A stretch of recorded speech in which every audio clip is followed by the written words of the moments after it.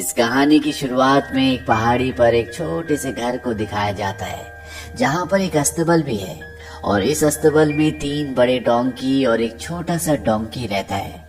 इस छोटे डोंकी का नाम स्मॉल वन है जो ताकत में काम में बाकी डोंकी से बहुत पीछे है।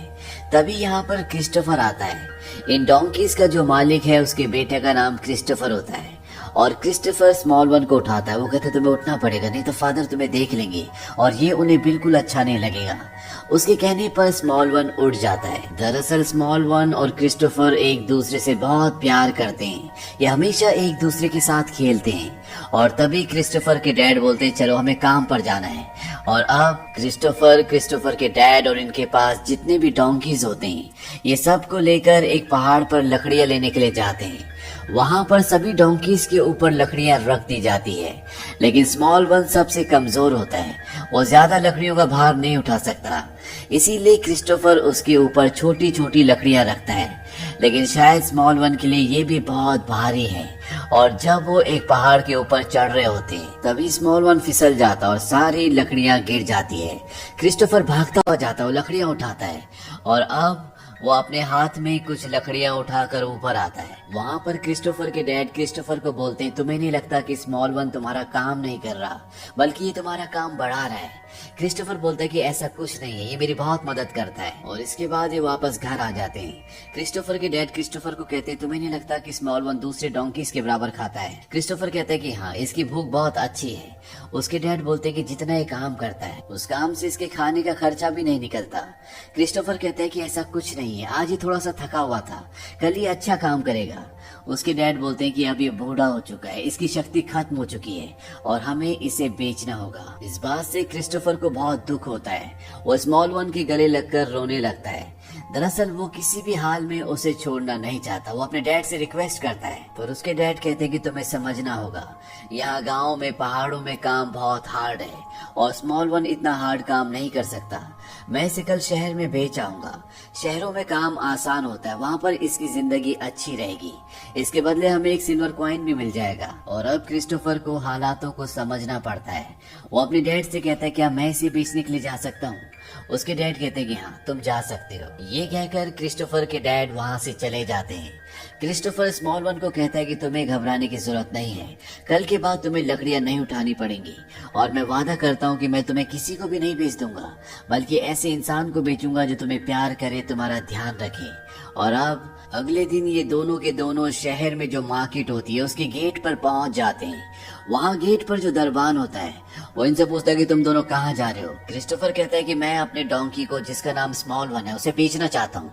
उसे देखकर वो दरबान बहुत हंसता है। वो कहता है ये एक ही जगह बिक सकता है, यहाँ से तीसरी दुकान में चले जाओ।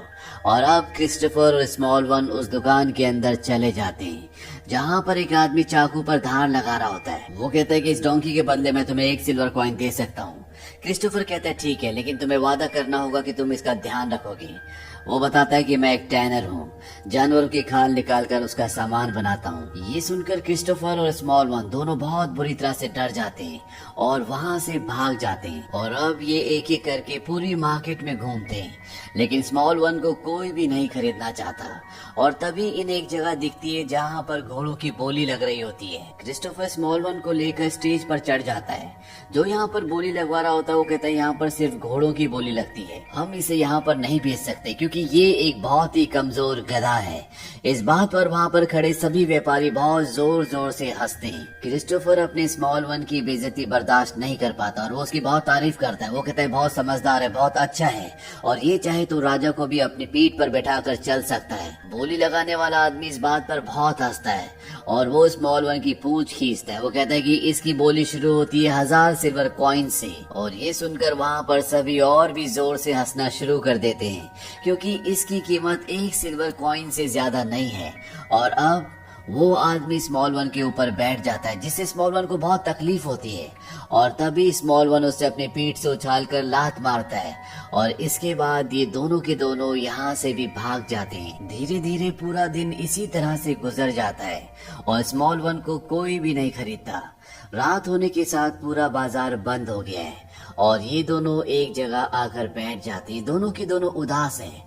क्रिस्टोफर को स्मॉल वन को किसी भी कीमत पर बेचना है, क्योंकि उसके डैड ने कहा था कि तुम्हें इसे बेचकर ही घर आना होगा। और अब क्योंकि स्मॉल वन नहीं बिका तो उसे पता है कि कल उसके डैड इसे किसी को भी बेच देंगे, और वो ऐसा नहीं चाहता। ये दोनों के दोनों उदास बैठे होते हैं और तभी इन्हें आवाज आती है, क्या तुम ही इस डोंकी के ओनर हो? क्रिस्टोफर कहता है कि हाँ। वो कहते हैं कि मुझे अपनी वाइफ को बेथलेहम ले जाना है, क्या तुम इस डोंकी को बेचना चाहोगे? इसके बदले मैं तुम्हें 1 सिल्वर कॉइन दे सकता हूँ। मैं जानता हूँ कि ये बहुत कम है। क्रिस्टोफर कहता है कि नहीं, ये बहुत है, मैं चाहता हूँ कि इसे एक अच्छा घर मिले। वो कहते तुम चिंता मत करो, इसके पास एक अच्छा घर होगा और साथ ही साथ मैं इसका ध्यान भी रखूंगा। इस बात से क्रिस्टोफर को बहुत खुशी होती है और अब स्मॉल वन भी बहुत खुश है क्योंकि उसे एक अच्छा घर मिल गया है जैसा कि क्रिस्टोफर चाहता था। और अब स्मॉल वन अपने नए मालिक के साथ जाने लगता है।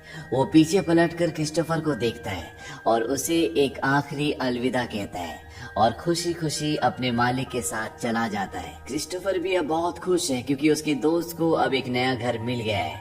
वो दूर पहाड़ी से अपने दोस्त स्मॉल वन को जाते हुए देखता है जिसकी पीठ पर एक लेडी बैठी होती है और कुछ ही देर बाद हमें बेथलेहम के आसमान पर ब्राइट स्टार दिखाया जाता है जो इस बात का प्रतीक होता है कि आज जीसस का जन्म हुआ है। दरअसल जिन्होंने स्मॉल वन को खरीदा था वो और कोई नहीं बल्कि सेंट जोसेफ थे और स्मॉल वन जिन्हें अपने पीठ पर बैठाकर ले गया था वो मदर मेरी थी जो कि प्रेग्नेंट थी, इसीलिए उन्हें स्मॉल वन की जरूरत थी। आज 25 दिसंबर होता है जिस दिन यीशु का यानी जीसस का जन्म हुआ था और इसीलिए 25 दिसंबर को क्रिसमस डे मनाया जाता है।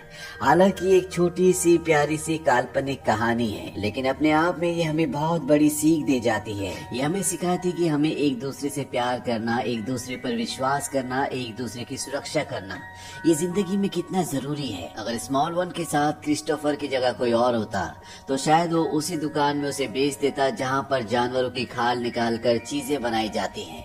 लेकिन क्रिस्टोफर को स्मॉल वन पर विश्वास था कि उसके अंदर कोई खास बात है, वो सबसे अलग है। बावजूद इसके कि वो बहुत कमजोर होता है, पूरी दुनिया उसे धुतकारती है, लेकिन क्रिस्टोफर अपना विश्वास उसके ऊपर से कभी नहीं खोता। न सिर्फ कहानियों में बल्कि असल जिंदगी में भी ऐसा हुआ है कि जब किसी ने किसी के ऊपर विश्वास किया है, उसे विश्वास दिलाया है, तो उसने ऐसे ऐसे काम किए हैं जो इस दुनिया के लिए एक मिसाल बन गए। ये कहानी सन 1940 में चार्ल्स तेजवाल ने लिखी थी। सबसे पहले इस कहानी को रेडियो पर सुनाया गया था और उसके बाद सन 1978 में वॉल्ट डिज्नी ने इस पर एनिमेटेड पिक्चर बनाई द स्मॉल वन, जो पूरी दुनिया को बहुत पसंद आई, जिसे कई दशक बीत जाने के बाद भी लोग नहीं भूले। आज भी ये कहानी कई लोगों की एक फेवरेट कहानी है। उम्मीद करते हैं कि आपको भी ये कहानी पसंद आई होगी।